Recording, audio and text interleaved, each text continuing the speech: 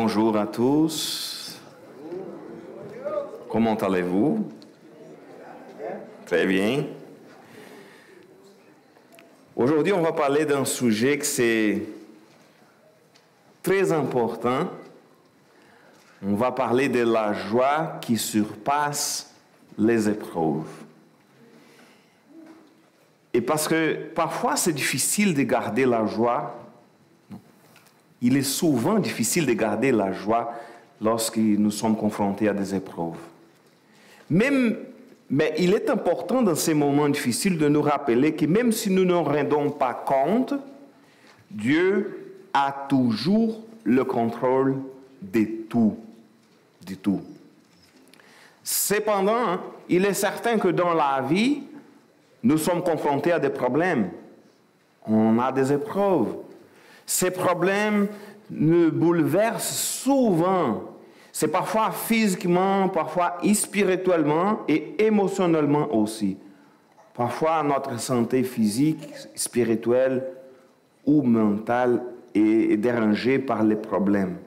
Parfois, les problèmes, les épreuves nous font penser que Dieu ne s'occupe pas de nous. Est-ce que Dieu nous a oubliés? Qu'est-ce qui se passe?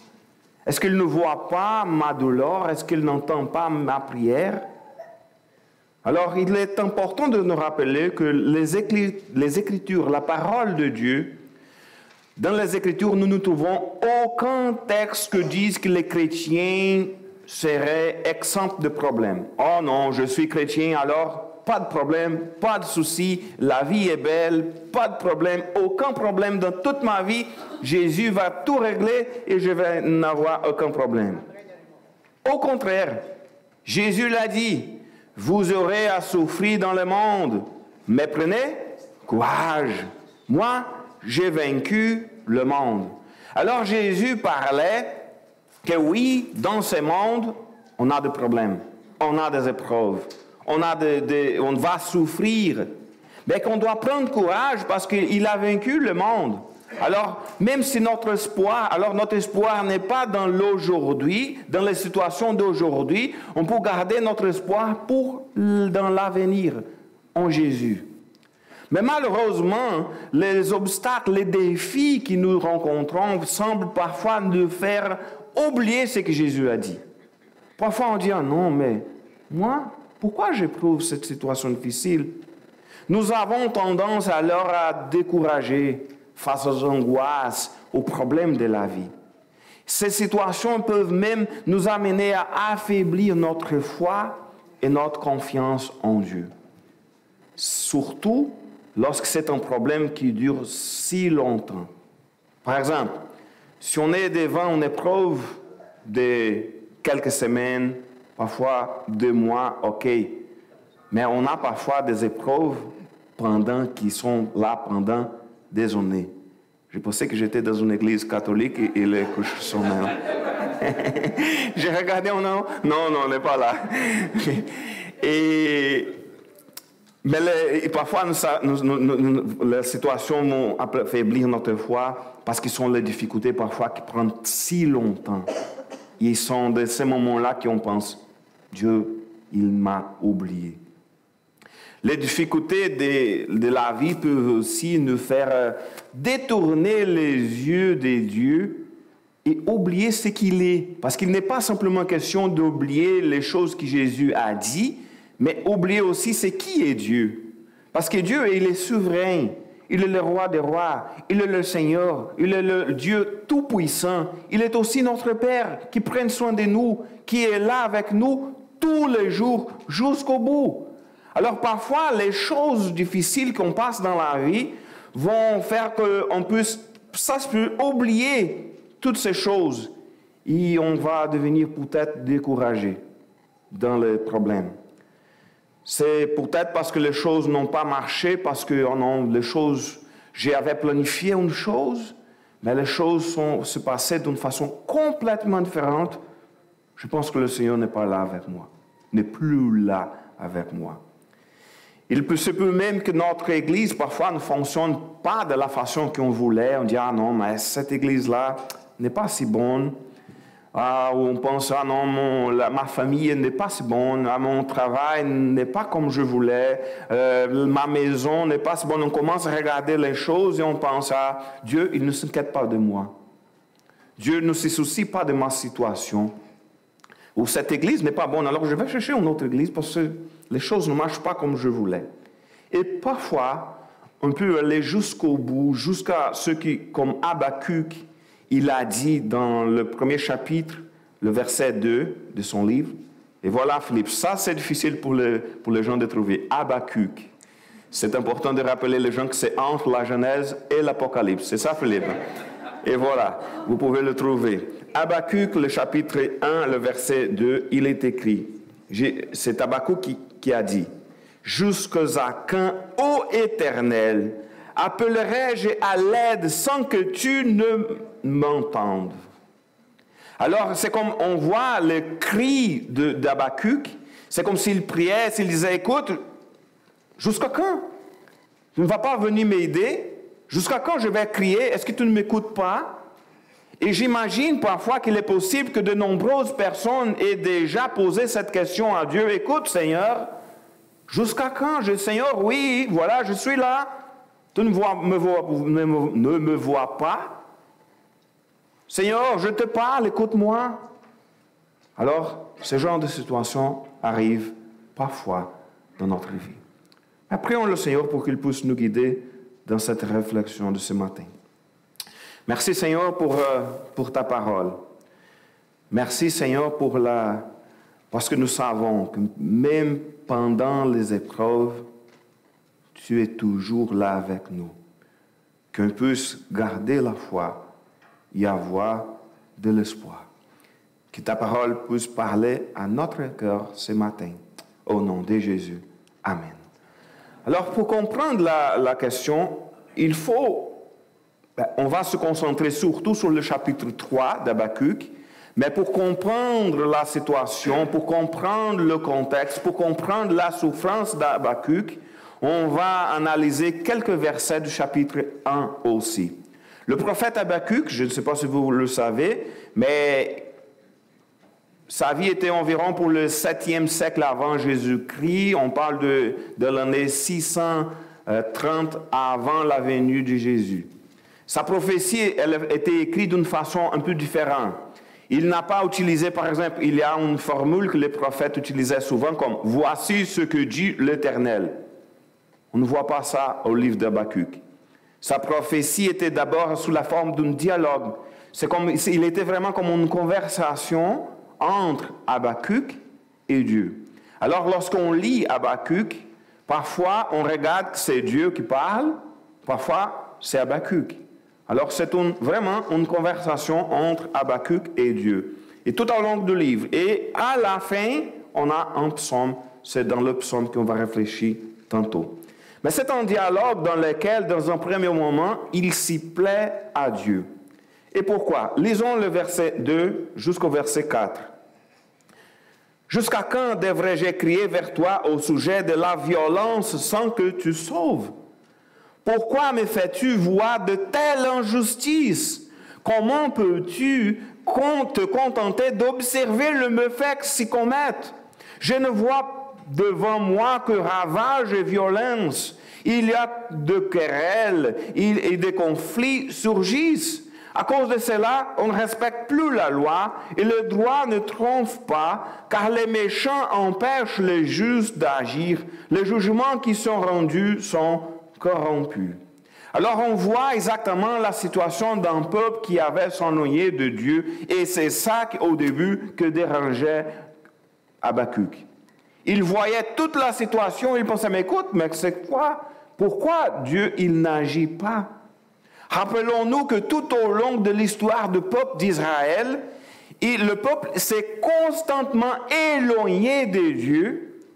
Il s'est éloigné du droit chemin, du bon chemin. Et le Seigneur, qu'est-ce qui s'est passé? Le Seigneur intervenait.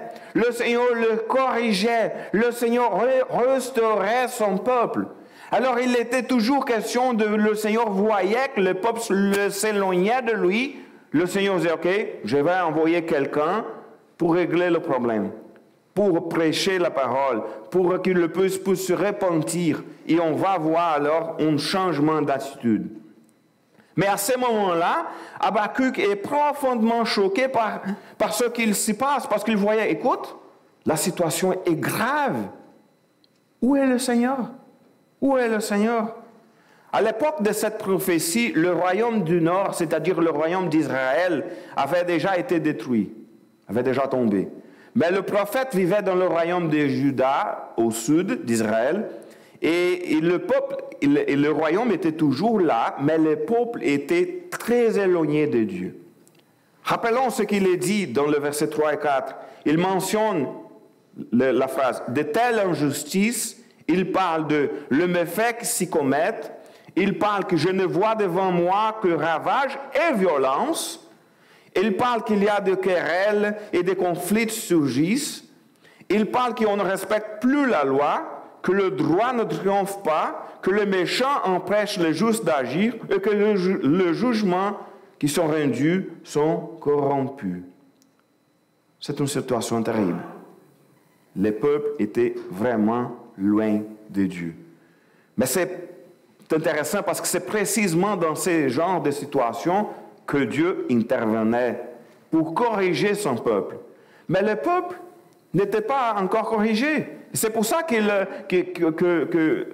Habakkuk a pensé, mais c'est quoi que se passe? Il y avait alors un conflit dans l'esprit d'Habakkuk. Pourquoi je ne vois pas l'intervention de Dieu dans ces moments où le peuple est si loin de lui? Pourquoi Dieu n'intervient-il pas dans cette circonstance qu'il a créée à la justice et l'intervention de Dieu? Mais la réponse de Dieu, c'est probablement, n'était pas à laquelle Habakkuk s'attendait. Pourquoi? Qu'est-ce qu'il a pensé? Ok, ça se peut qu'il va envoyer un nouveau roi, qui craint Dieu. Et le roi va dire, écoute, on est dans le mauvais chemin, on fait faire fausse route, on va changer d'attitude, on va retourner vers le Seigneur, on va tout changer. Mais non. La réponse de Dieu, c'est qu'il va se servir des Babyloniens. Dans quelques versions, il est écrit Chaldène ou Chaldène? Chaldène. Pourquoi en français de la Bible, parfois on parle chat et parfois c'est cas. C'est comme le prophète Michée et le prophète... Ouais, voilà. En portugais, c'est toujours la même chose, on parle souvent de la même façon. Mais le français a ses détails. J'avais oublié de dire, je vais arriver à l'église, je vais poser la question à Philippe. Philippe, comment c'est prononcé? C'est chaldéenne ou chaldéenne? Cal. Parfait. Lisons le texte, le verset 5. Regardez, traîtres, et observez. Vous serez stupéfaits, vous serez ébahis, quand je vais accomplir en votre temps une œuvre. Vous ne le croyez pas si on vous en parlait. Je vais faire venir les Chaldéens, dans d'autres traductions, Babyloniens. Peuple féroce et déchaîné, qui parcourt les entendus de la terre pour prendre possession des demeures d'autrui. Il est terrible et redoutable. Il impose lui-même son droit et son pouvoir.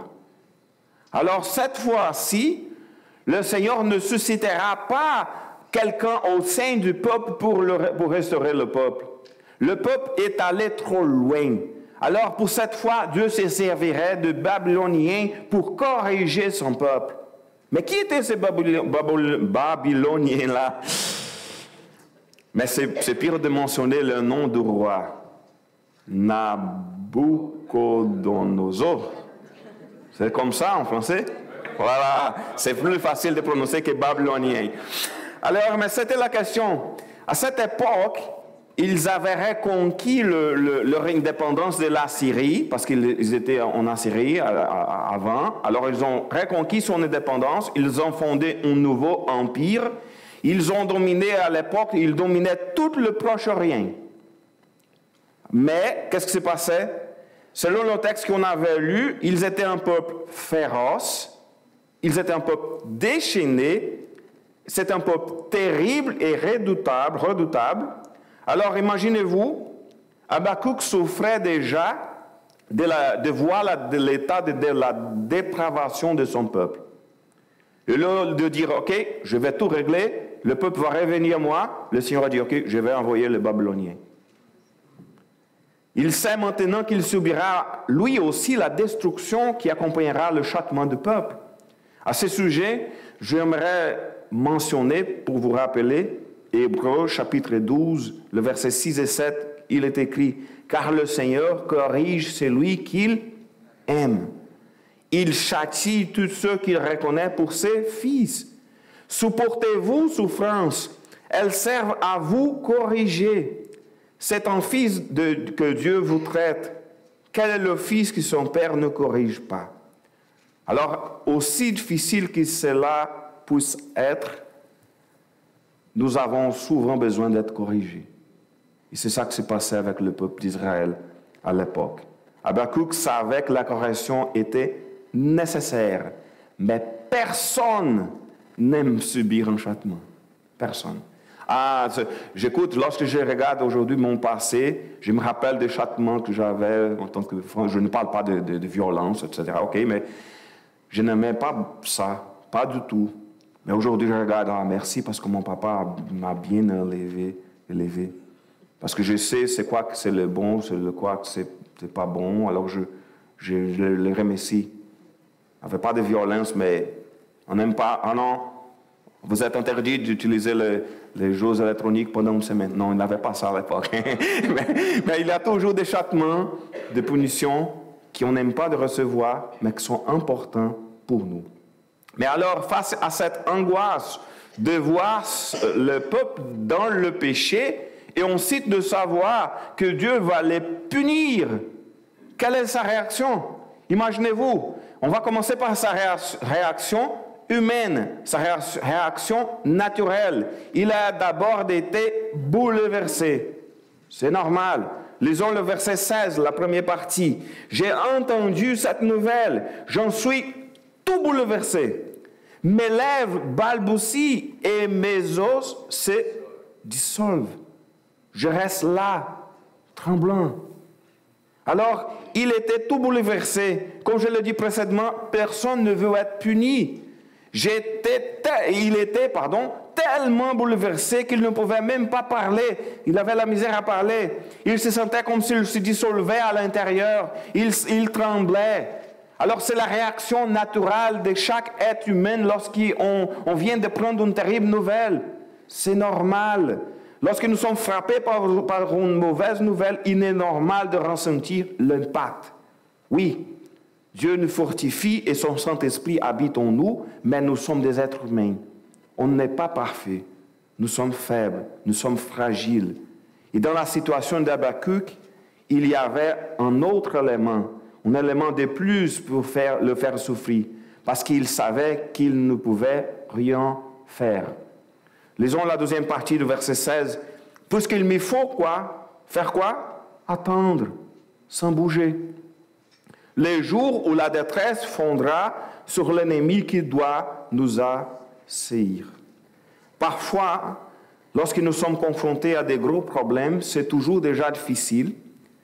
Il nous faut, OK, je vais me lever, je vais affronter le problème, je vais affronter toutes les situations difficiles, c'est correct. Nous ne pouvons pas rester à terre sans réagir. Par contre, les pires problèmes sont ceux par lesquels nous n'avons rien à faire. Et ça arrive souvent. Parce qu'il y a parfois des choses qu'on peut régler, mais il y a parfois des situations qu'on ne peut rien faire. Et face à ce genre de preuves, le sentiment d'impuissance peut nous anéantir. Habakkuk ne pouvait rien faire. Personne ne peut empêcher Dieu d'agir. Il savait que c'était un châtiment qui venait de Dieu. C'est Dieu lui-même qui va punir son peuple. Alors, il me faut attendre sans bouger.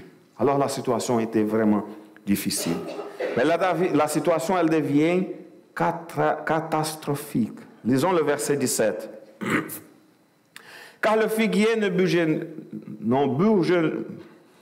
Oui, je le sais. C'est parce qu'hier, je faisais un mariage en portugais et en français, les deux en même temps. Alors aujourd'hui, ma tête est un peu bouleversée par les deux langues.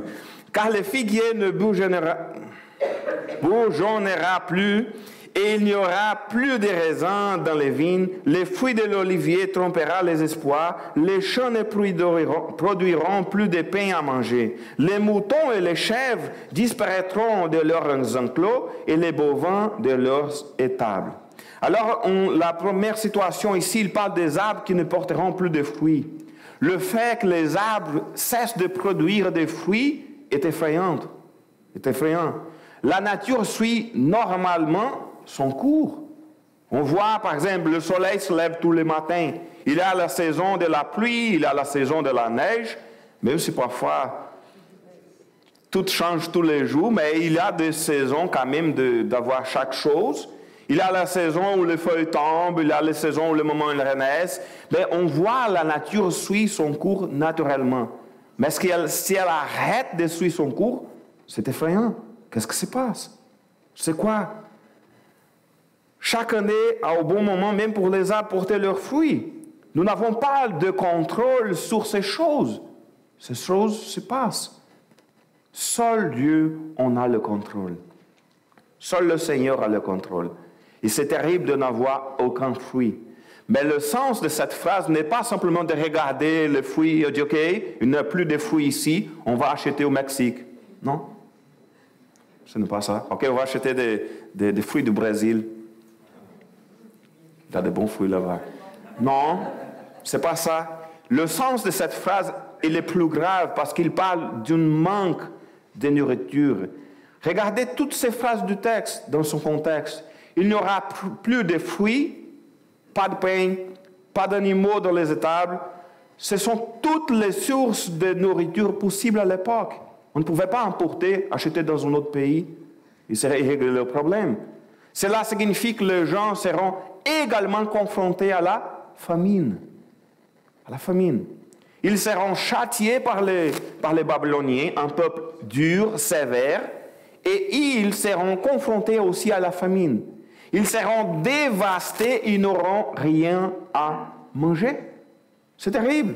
Avant cette contestation, avant de voir ça, constatation, le prophète était déjà comme complètement bouleversé. Je suis tout bouleversé.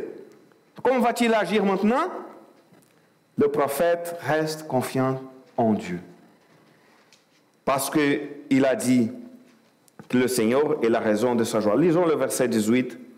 « Mais moi, c'est à cause de l'Éternel que je veux me réjouir. J'exulterai de joie à cause de Dieu qui me sauve. » Alors on voit les situations devenir de plus en plus, les situations empirer chaque instant, et on pense, ouais, il était déjà tout bouleversé, maintenant qu'est-ce qu'il va faire? Il va crier, il va dire, oh Seigneur, je voulais mourir, etc. Non, c'est exactement au moment qu'il est allé jusqu'au fond, qu'il a dit, ok, je regarde vers l'Éternel, je regarde vers le Seigneur, parce que ma joie, c'est à cause de l'Éternel que je veux me réjouir. Si je regarde tout autour de moi et les choses ne vont pas bien, s'il y a des problèmes dans la société, si je vois des problèmes de l'inflation, si je vois des problèmes dans l'immigration, si je vois beaucoup de problèmes autour de moi, si je vois des problèmes dans le mariage, dans la famille, etc., je regarde toutes les choses qui sont autour de moi, je regarde le gouvernement, je dis, le gouvernement, ils sont méchants, je vois les guerres, la famine et beaucoup de choses partout dans le monde. On a tendance à perdre l'espoir, parce que ce sont des choses qu'on ne peut rien faire. Il n'a rien à faire. Mais c'est exactement dans ces moments-là qu'il a dit, moi, c'est à cause de l'Éternel que je veux me réjouir. Même si les situations sont terribles, même si tout est compliqué, si tout est difficile, mais si je ne peux rien bouger, si je ne peux même bouger pour rien faire, n'a rien à faire. Mais je sais que le Seigneur est la source de ma joie. Il parle même, je exulterai de joie à cause de Dieu qui me sauve. C'est-à-dire que, ok, non, je regarde les problèmes, je vais avoir un petit peu de joie, je vais me réjouir dans le Seigneur. Non, j'exulterai de joie. C'est une grosse joie. Je vais chanter, je vais louer l'Éternel, parce que l'Éternel est celui qui me sauve. Alors c'est bien de savoir, c'est important de nous rappeler, parce que lorsque tout va bien, ça se peut qu'on n'a besoin pas de se rappeler de ça. Mais au moment de la détresse, c'est là, c'est important de nous rappeler que le Seigneur, l'Éternel, c'est lui qui me sauve. Ensuite, le verset 19, oh pardon, j'avais oublié de mentionner. Enfin, le verset 19, il est écrit, l'Éternel, le Seigneur, c'est lui ma force. Il rend mes pieds pareils à ceux des biches. Il me fait cheminer sur le lieu élevé. Et ensuite, il termine pour mentionner que c'était vraiment un chant, c'est un psaume pour le chef des musiciens à chanter avec accompagnement d'instruments à cordes. C'est un moment c'est une louange, c'est un psaume, c'est une louange à l'Éternel. C'est-à-dire qu'au milieu de la souffrance, au milieu des épreuves, qu'est-ce qu'il a fait? Il a loué l'Éternel. Et ça, c'est une bonne chose à faire. Lorsqu'on affronte des moments difficiles, c'est bien de louer l'Éternel. Lorsqu'on a de la joie, on va louer l'Éternel. Et dans les épreuves, on va louer l'Éternel. Parce que c'est lui, le Dieu qui me sauve. C'est lui qui est la source de ma joie. Mais c'est lui aussi qui est ma force. Parfois, on est faible. Parfois, on est fatigué. Mais le Seigneur est celui qui nous donne de la force. Alors, lorsqu'on regarde ce texte-là, c'est un des textes, moi, c'est un de mes textes préférés de la Bible.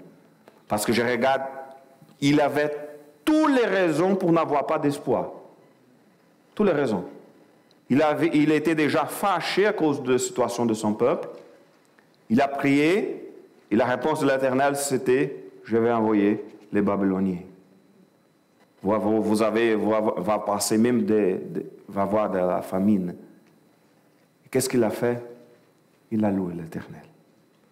Alors, au moment de la détresse, qu'on puisse nous rappeler que le Seigneur est la source de la joie. Et c'est lui qui nous donne de la force pour affronter les épreuves. Alors, regardons moins vers les circonstances et regardons plus vers le haut, vers l'Éternel.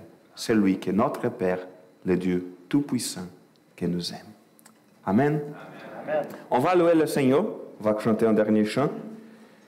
Qu'on puisse nous rappeler que Dieu, il est souverain, qu'il ne perd jamais le contrôle des choses. Même dans le pire moment de notre vie, qu'on puisse nous rappeler qu'il est là, à notre côté. Alors, levons, restons debout pour louer l'Éternel.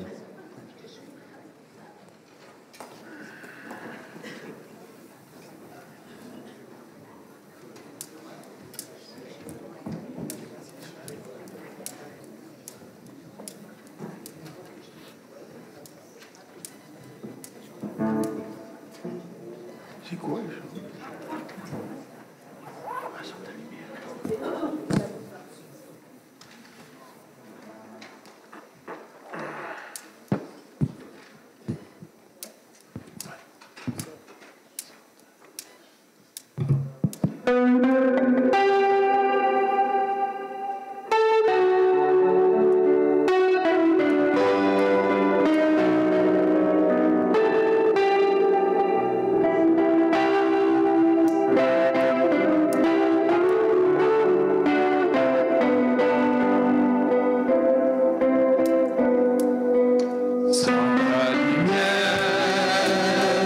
Seigneur, que ferions-nous?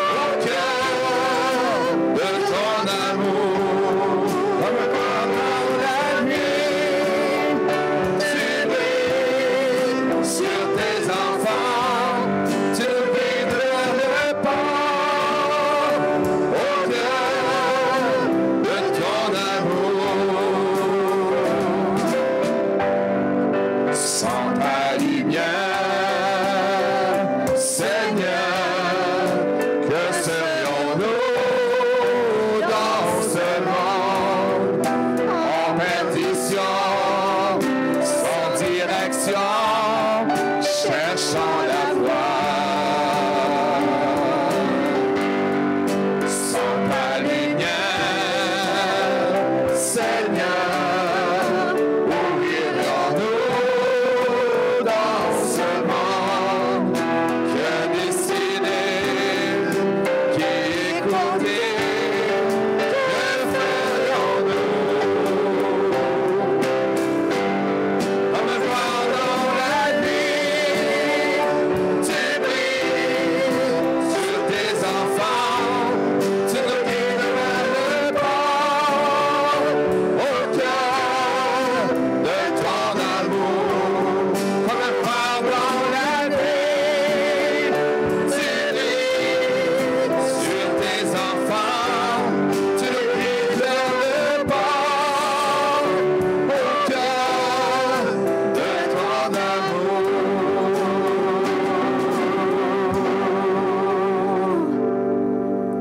Prions le Seigneur. Merci Seigneur pour ton amour. Merci parce que tu es la lumière qui brille dans le cœur au moment de la détresse, mais qui brille dans le corps tous les jours. On te remercie Seigneur parce que dans ce monde de ténèbres, tu brilles sur nous. Et tu nous utilises aussi pour briller, pour être la lumière du monde, pour briller ta lumière envers les autres qui ici sont sur la terre.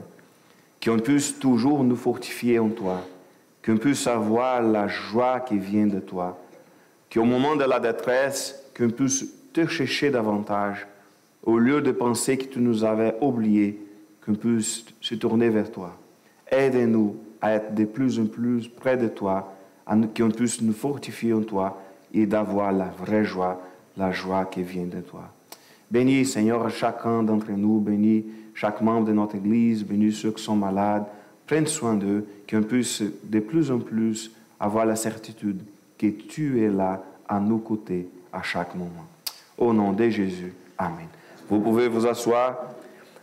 Je vous rappelle qu'il y a toujours le biscuit et café au sous-sol. C'est un bel moment de communion fraternelle. Et alors, vous êtes tous invités à y participer. Je vous souhaite une bonne semaine. Que Dieu vous bénisse.